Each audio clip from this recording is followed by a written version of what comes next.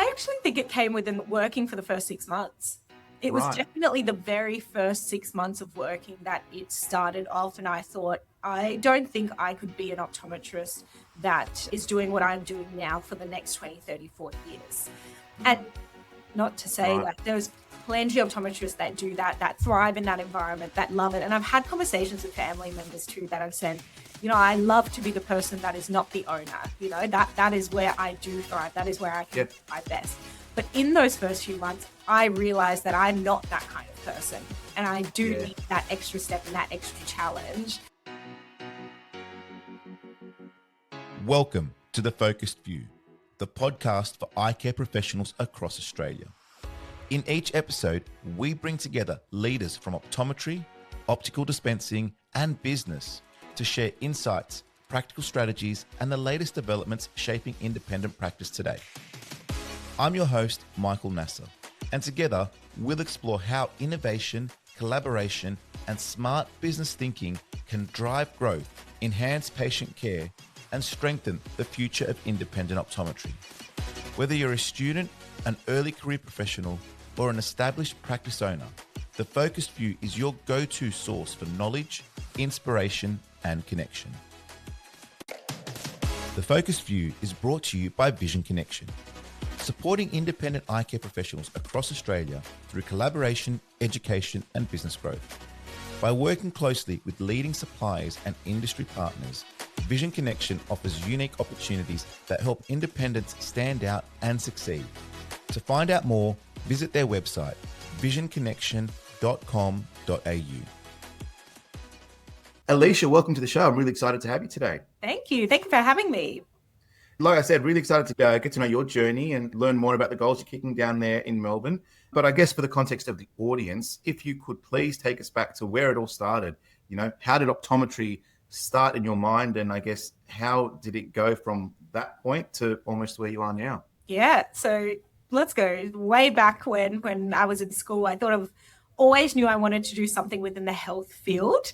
And I guess you do all the research of figuring out what courses are available, what's there, what universities are offering everything to, what's the ATAR to get into everything. And optometry just sparked an interest for me. I think I've had a lot of interest in it, but also an experience of going there constantly every couple of years to get an eye checkup and everything. So that's sort of how that sparked my interest. And, lucky for me, got through the course and everything, which I think a lot of students will know, regardless of whatever university you're at, it is not the easiest course to get through as well. But, most, and if not everyone, makes it towards the end, which is always a positive too.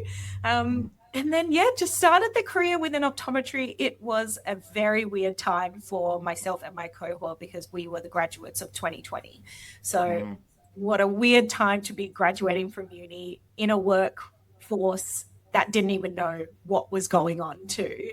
And it wasn't optometry. It was absolutely everywhere around the entire world of saying, what is going on? Because we can't leave our house. Most people couldn't even go to work. You're working from home and everything. So it was a very, very strange time to start work. But I think it sort of started us off on this journey. Yeah. And COVID, in the beginning of COVID, obviously, it was such uncertainty, and there's enough uncertainty when you finish uni from the outset anyway, let alone throwing in, a complication like COVID. But I guess as uni was starting to draw to a close, what was your mindset at that time? And I guess, how did COVID shape it? And we'll do a bit more of unpacking with regards to what that looked like as well. But just from a top level point of view, what was the mindset like initially? It was a weird mindset because our mindset was, are we actually going to get a job? Are we actually going to be able to graduate and go to work? Because we were a little bit delayed because, we couldn't be on placement. We couldn't be doing the exams just because everything was shut down. So I think that made it really hard to know the uncertainty of what's actually going to happen with this cohort, with us graduating. Are we going to make it? And then once we did and do make it, where are we all going to be? Because, most people want to get a job maybe close to home and maybe don't want to do too much travel. But we were sort of in that situation where not a lot of us had much of a choice, and we had to sort of take what was available because many, many stores were shut.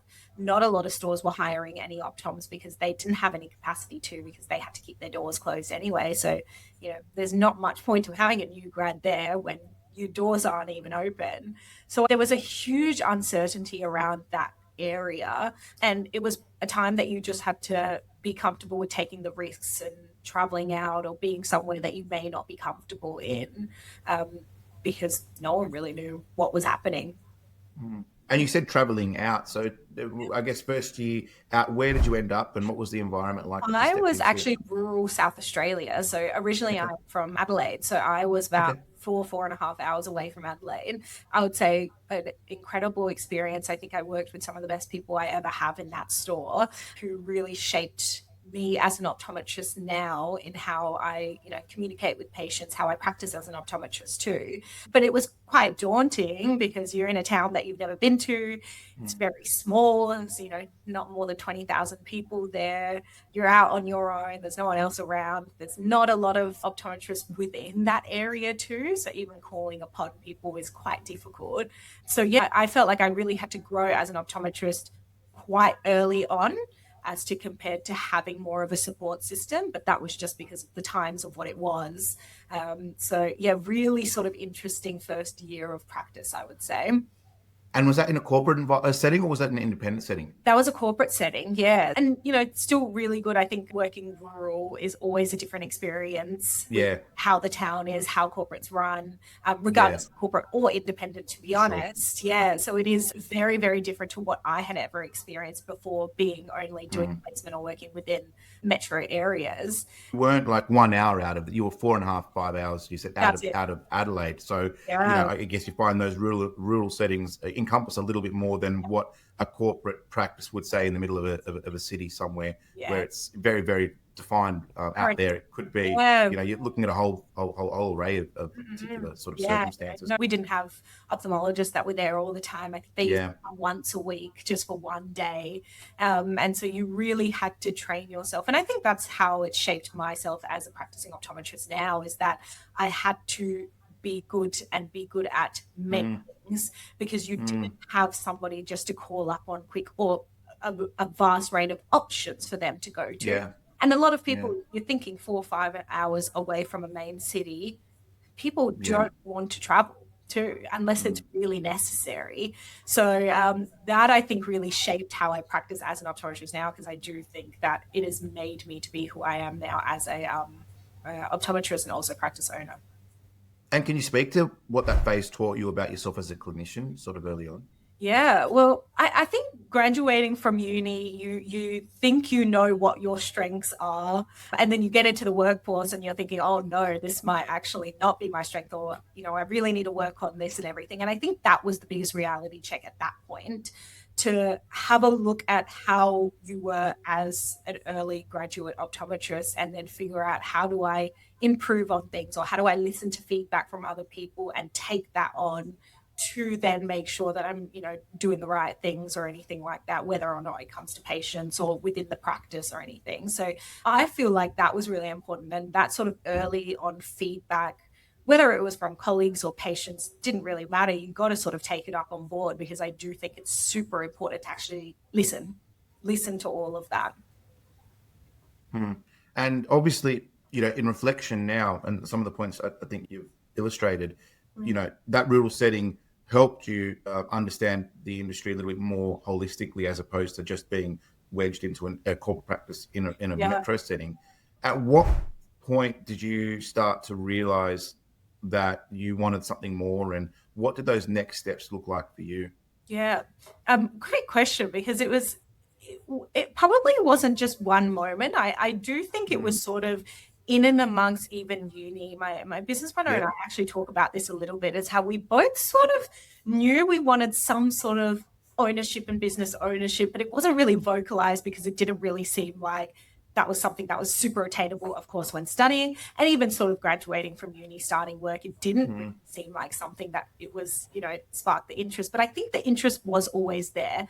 And it came from one of two things. It came from, as a practitioner, not being able to be the practitioner that I wanted to be, in the way that communication with patients, time with patients, skill sets, equipment, this and that. There was so many branches when it comes to that too. But I also saw it as a opportunity to grow in our industry, because I do think that there are many, many opportunities out there, but it is quite hard when you are secluded to a particular corporate or a particular store and stuff. So that, I thought, really sparked that interest to be like, I definitely am interested in doing more, but it's how to get to that stage is always the hardest part. And when did you feel that first thought? Like, was it the first year? Was it second year? Was there a moment that it sort of clicked, or is it something that's just inherently been within you? Did it come from like a family member, perhaps? And have you been in and around, into business owners? Yeah. Where did that stem from? I actually think it came within the working for the first 6 months. It was definitely the very first 6 months of working that it started off. And I thought, I don't think I could be an optometrist that is doing what I'm doing now for the next 20, 30, 40 years. And not to say like there's plenty of optometrists that do that thrive in that environment, that love it. And I've had conversations with family members too that have said, I love to be the person that is not the owner. That is where I do thrive. That is where I can do my best. But in those first few months, I realized that I'm not that kind of person. And I do need that extra step and that extra challenge. So I would say it was the first 6 months. And it actually just came from conversations, to be honest. It came from conversations from friends and family members. Yeah. That was probably the biggest realization for me, to be like, we're having this conversation and they're saying they're pretty happy how they are, but I am not. So there's something there that needs to change. Yeah. What I love about what you said there is, a bit earlier on, was that you weren't being the practitioner you wanted to be. So you had a realization that you could create what you wanted in a way that you wanted, and you'd also recognized the business opportunity. Yeah. And I think that really speaks to what our industry presents. You do have the ability to be a healthcare provider and offer a consultative, service where you're a healthcare professional and going on that noble of wanting people to see and to do to do good in the community. Yeah. But then there's also a business blend, and the business is where you really get your true success. Well, not true success. It's a form of success, but it's almost a validation of what you're doing is right, and the community wants it and needs it. And if you're able to, as an optometrist, identify that early on, and maybe you had or you hadn't, but when I hear you say that, I'm like, yeah, well, that's a recipe for success, and it probably speaks to some of the success that you're having now, because you've got those two core ingredients that are required, and that's really interesting to see. Was the decision to go to a rural setting, was that something that was strategic? Did you know that you were going to get what you were getting when you got there, or was it more, no, that was opportunity and it just so happened to be something that brought some things to my attention? Yeah, actually, it was more just about what was available and what opportunities were available at that point. There was just not a lot of metro jobs at the point where we graduated, and I do think it's quite similar in this case. So, I try to tell a lot of students, go rural, because you never know how it's going to be, and it is really important to have those experiences. But it actually came from that, and I think I went into it not expecting anything. When I got out of it was probably just way more crucial, because it did sort of spark more of that interest and gave me a bit more of a push to be where I am now.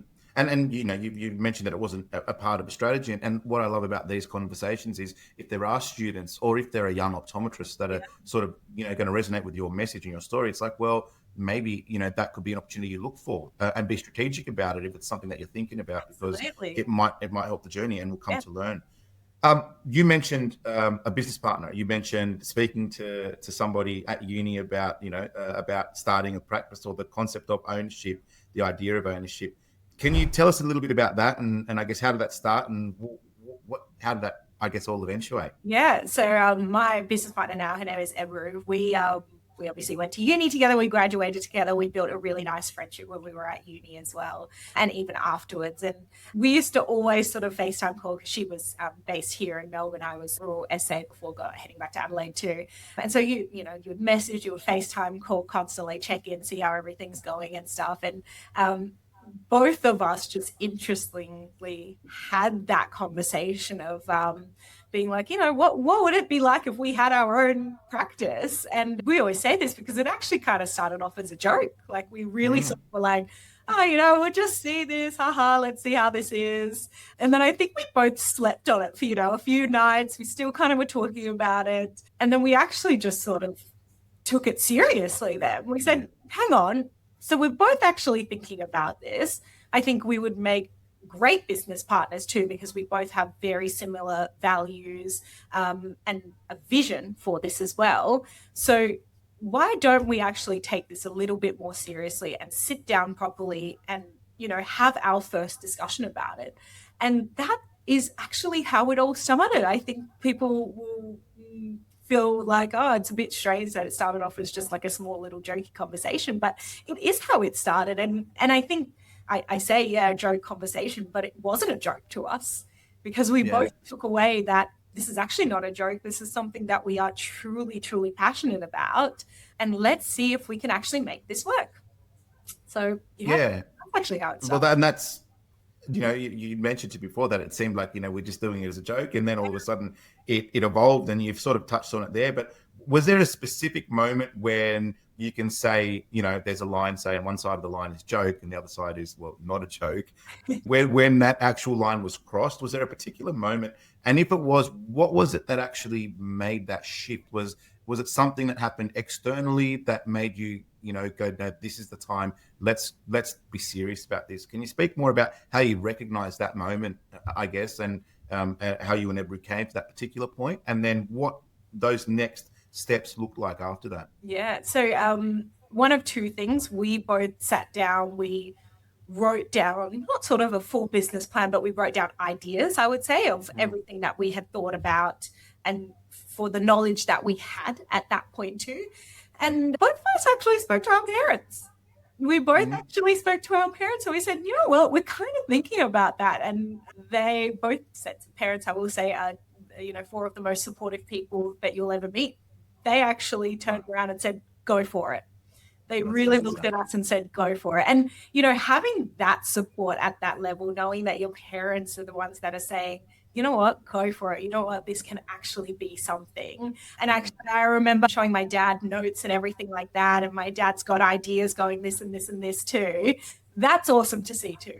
Really having other people that are like, oh, you know what, you're thinking that, but what about this? They didn't turn around and say, no, you know what, don't even think about it. Just happily do this and that and everything. And it probably is because they all saw that spark within both of us, that they were also willing to be on board. So external factors, I will give it to the four of them as a big thank you. Yeah. If it wasn't for them, we wouldn't be here. And that early support definitely would have made a big difference to you, obviously, as you've mentioned. But I also imagine there would have been some hesitation, some fears. So can you speak to, I guess, what they were, how you handled them, and did you ever get to a point of talking yourself out of it? That's a great question. I think one of the biggest fears was that we had a lack of business knowledge. Because you graduate from uni and you have an optometry degree, you are training to be the best optometrist you can, you're trying to find your interest within the health field, and then you're putting on a completely different hat of saying, okay, maybe I know a thing or two about being an optometrist, but what do I actually know about running a business? Because I had never done it before. This is not anything that I've sort of had 7, 8, 9 businesses previously and then said, let's do this. And you can take concepts from that. I'd never actually done anything like it before.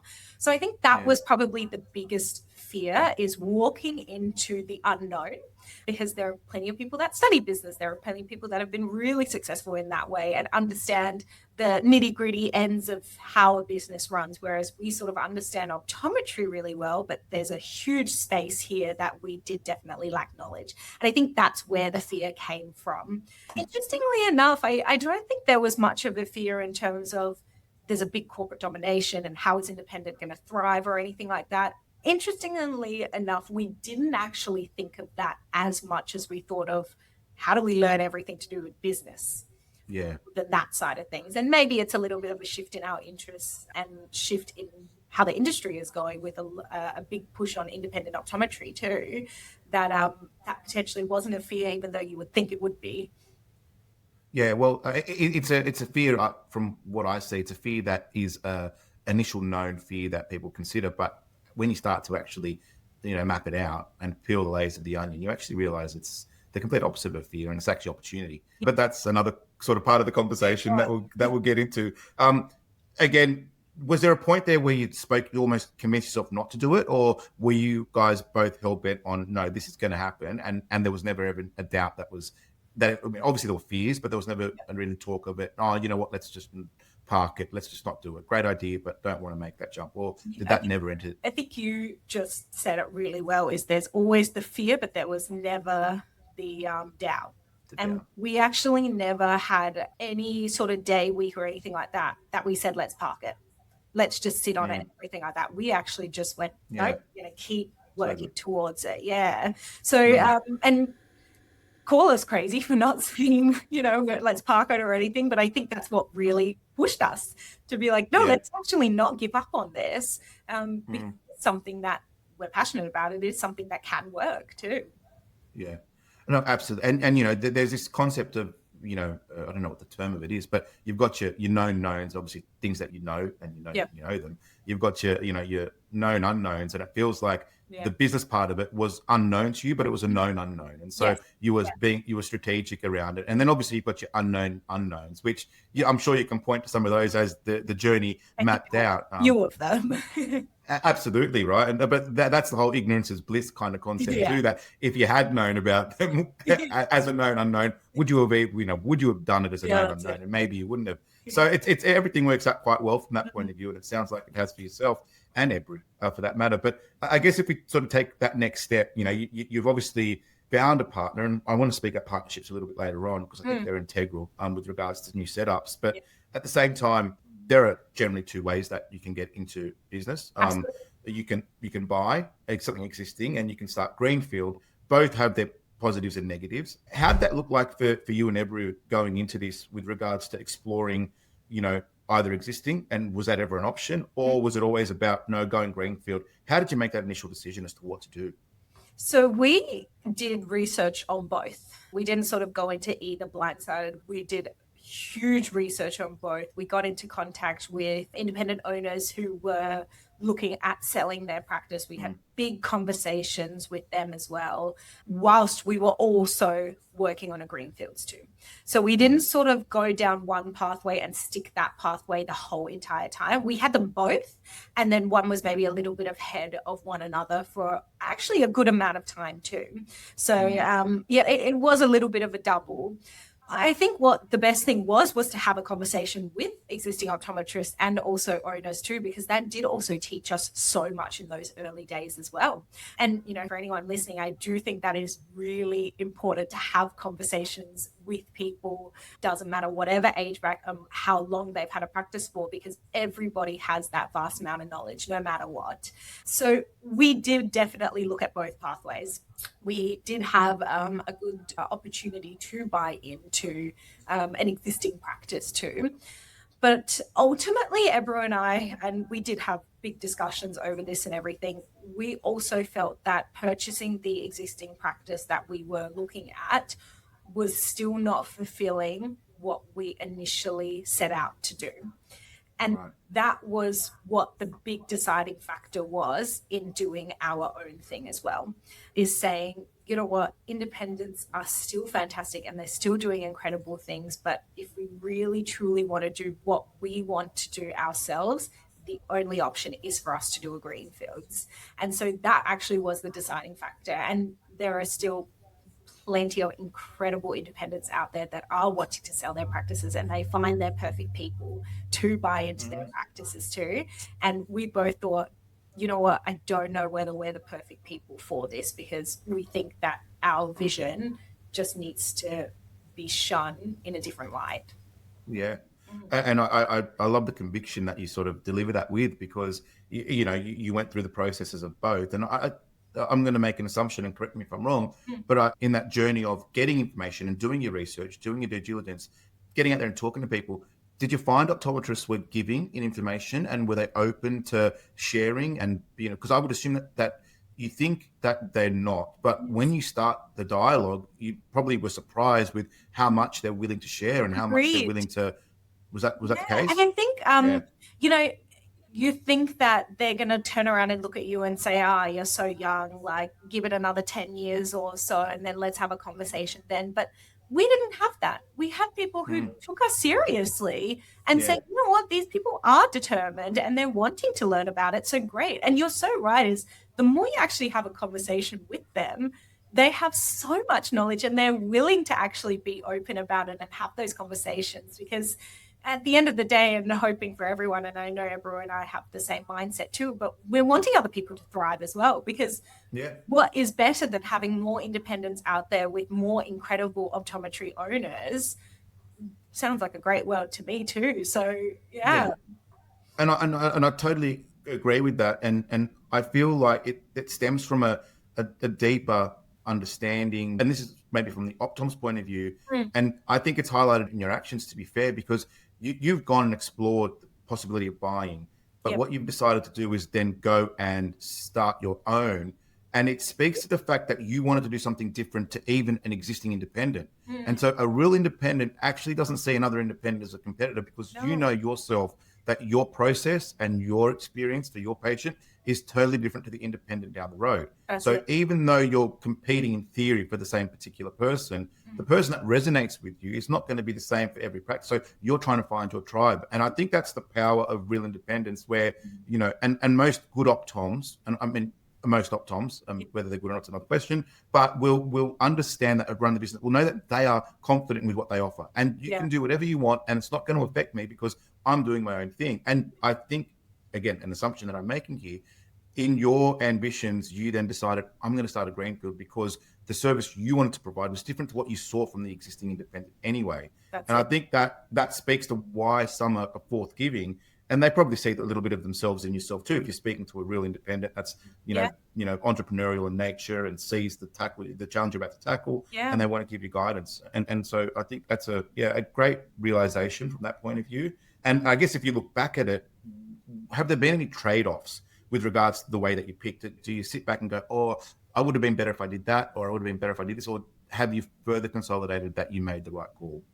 I think you're always going to go through the mindset of, maybe we should have done this, or maybe we should have done that. I think that's normal for everyone in many aspects of life too. But ultimately, I do think we definitely made the right decision, because we really truly have built this up from the ground up and from the initial vision there was. And now the best part is you just keep going on that vision. And it's so much fun to do that as well, because you get to see, 3-4 years ago, what were we like then? What are we like now? And what do we want to be as well? Or what do we want to include in the practice or whatnot? I think all those things make it so that you are on the journey of success too. And that's sort of the main thing that we're really sort of wanting to do as well, is as young business owners, and I guess in the world of optometry, there are probably not a lot of people who are young and in ownership. There is a different mindset. There is a different vision. There is a completely different lifestyle that we have had growing up too, that then shapes what we are also doing within practice. Yeah. And I'm fortunate enough to see it from the outside perspective, where we deal with multiple practices at all levels of the spectrum of independence. And, the average owner and where they're at, I feel like there is, corporates for the last 10 years have really dominated the landscape for where a lot of students go. And so invariably, a lot of them will get absorbed up into that ecosystem. And once you go into that, and I'm not saying whether it's good or bad, it just is what it is. They morph into whatever the corporate juggernaut is that they're involved with, the processes, the routines, and that's all good and well. But where's that younger generation push coming from? And obviously, the likes of yourself will determine things like that, because you'll be able to create your own environment in a way that you want to, and you almost set the tone for the next wave of independence. And so it's a really sort of powerful thing that you're doing. whether you realize that or not is something different, but it's super inspiring from that point of view. But starting from scratch, and again, I love the conviction in the fact that you had so much confidence to do that. And from the outside, it seems like you're very successful in everything that you're doing, from, I guess, the media attention and the different levels of, I guess, engagements that you have, and learning about it from the outside. But what surprised you going to the beginning of starting from zero? And I guess we're going to unpack what that looked like from, starting at zero. But in reflection from the outset, what was the one thing that surprised you or Ebru with the journey of starting from scratch? Yeah. So I think one of the biggest surprises that this is such a positive surprise too, is when we actually opened our doors, we did not realize the love that we were going to get from the community. And we did, get our name out there. We tried to do as much marketing and all that kind of stuff. It's super important. And that's not something that we're slowed down on now that we've been open for a little bit of time. But I think one of the biggest surprises, and this is going to be more of a positive surprise, is the love that we got from the community and willingness to actually try something new, and to, give us a shot, give us a chance, and say, you know what, let's actually see how they are. And a lot of those people are still our patients now. We get to wave down the street, or some of them have had kids now or anything like that, Right. So it was such a positive surprise. I think what also is that when you are determined, when you do have all your cards in line, and when I say all your cards in line, you've done the hard work to prove it to people that you are serious about it, people are willing to give you a go.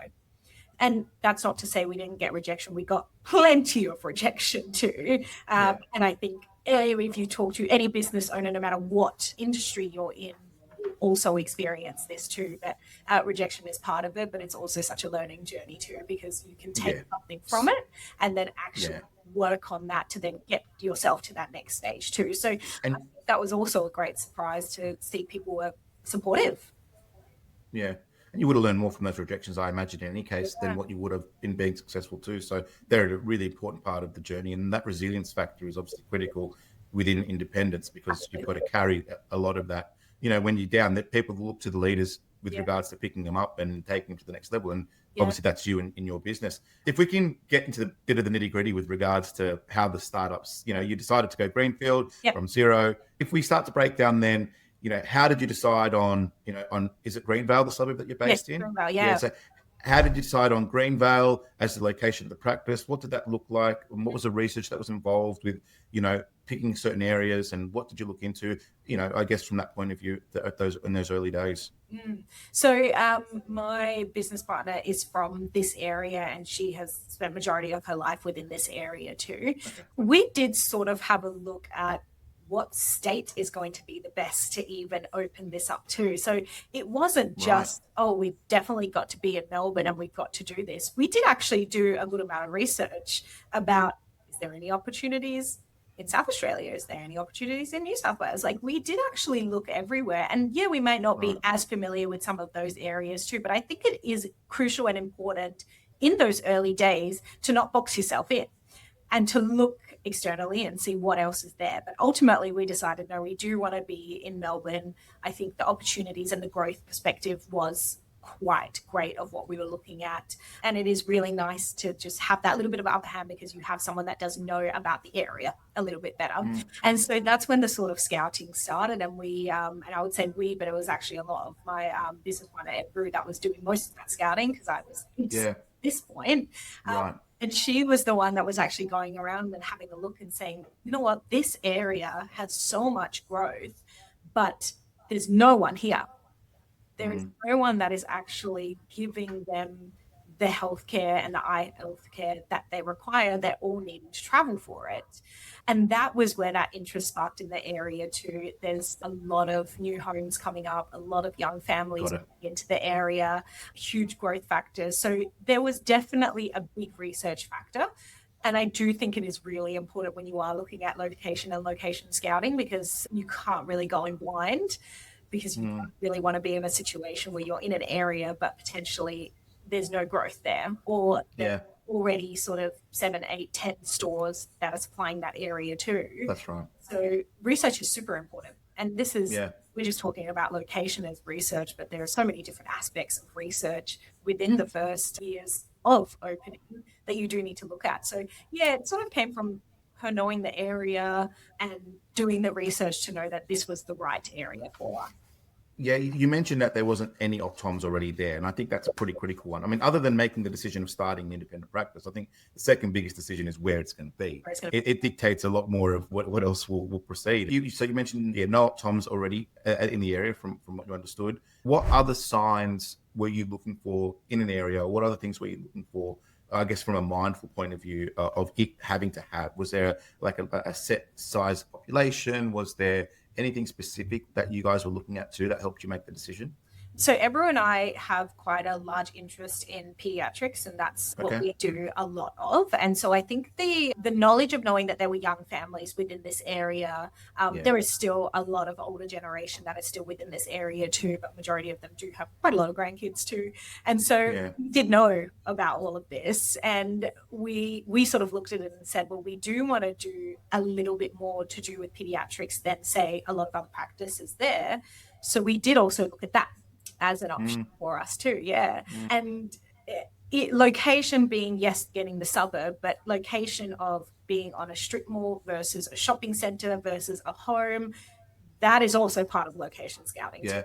And absolutely. So that was a huge thing that we did. There's no sort of strip malls around this area because it's quite suburban. There is a shopping center. There's only one shopping center. That's where we are. We did also look at all of that too, because yes, and build it up in our home if it's something that is being done within that area or so, but this is still quite a new area, so not a lot of people doing that. And I do think in our business, with having retail as such a large aspect as a shopping centre makes sense because foot traffic is quite important. So that was also a big part of it too. And it's interesting there because most independent practices won't locate in a shopping centre. They'll generally be, say, on the street outside or on the street of the shopping centre. I mean, some will be in homes and more of a residential kind of sort of surrounding. So I guess the decision to go into a shopping centre, that was obviously a strategic one. Was that something that you were adamant about from the outset, and you wanted to? Were you always drawn to that and then justifying it, or did you not want to and then realised, hold on, based on what we're seeing here, this actually is the best decision for us? We were drawn to it mainly because we had sort of settled on the idea of being in Greenvale. And then once you've done your research and saying what's actually going to work, a shopping centre is going to work in this area. So that's why we were really sort of drawn to it. It may have been a little bit different if we were in a different area that for sure does have, strip malls and all that kind of stuff. Gotcha. Very much could have been a different situation, but I don't think we had that because there's not that in this suburban area yet, I will say. Who knows what's going to happen? No. And I appreciate that you brought up that level of detail with regards to location because, I was sort of more thinking suburb, but, you've meant that within the location, there are locations within the location too, and what type of. And so to make that distinction, I think is really critical and something that, younger students and younger optoms are thinking about starting a business probably need to consider from that point of view. Thanks for listening to The Focused View. If you've enjoyed today's episode, please leave a 5-star review, subscribe on your preferred podcast app, and share it with your colleagues. It helps us reach more eye care professionals across Australia. For additional resources and downloads, visit thefocusedview.com.au. I'm Michael Nasser. Until next time, keep focused.